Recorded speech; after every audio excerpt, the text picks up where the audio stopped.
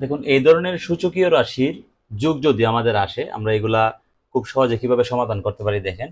আমার এই জায়গায় দেখেন, এটা হচ্ছে আমার ভিত্তি, এটা পাওয়ার 2^12 প্লাস 2^12 প্লাস 2^12 সবগুলাই এক। আমার অপশন দিছে কি কি? 4^13, 2^14, 2^16, 2^48। এগুলো আমরা করতে গেলে আমার দেখেন ভিত্তি নিচেরটা কিন্তু ভিত্তি, উপরেরটা পাওয়ার। তো ভিত্তি আর পাওয়ার যখন সেম হবে, চারোটা রাশিরই আমার ভিত্তি আর পাওয়ার সেম, তখন আমরা এই জায়গায় 2^12 আমরা কমন নিতে পারি। 2^4 কমন নিলে 12 কমন নিলে দেখেন কি থাকে, এই জায়গায় থাকে আমার 1 প্লাস এই জায়গায় 1 প্লাস 3 নাম্বারটাতে আমার 1 প্লাস 1।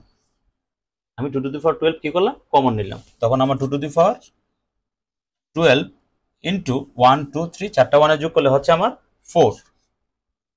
তারপর আমরা কি করতে পারি দেখেন, 2^12 আর এই যেহেতু এই জায়গায় বেস 2, আমরা এটার সাথে ম্যাচ করার চেষ্টা করব। আমরা 4 কে লিখতে পারি কি 2 এর স্কয়ার।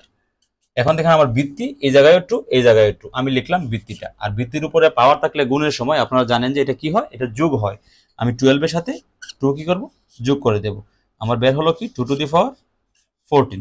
তাহলে আমার আনসারটা হচ্ছে 2 নাম্বার 2^14। এই ধরনের সূচকের রাশির যদি যোগ আসে, ভিত্তি আর পাওয়ার সেম থাকলে আপনারা এইভাবে খুব দ্রুত সমাধান করবেন। আশা করি সবাই বুঝতে পারছেন। ধন্যবাদ সবাইকে।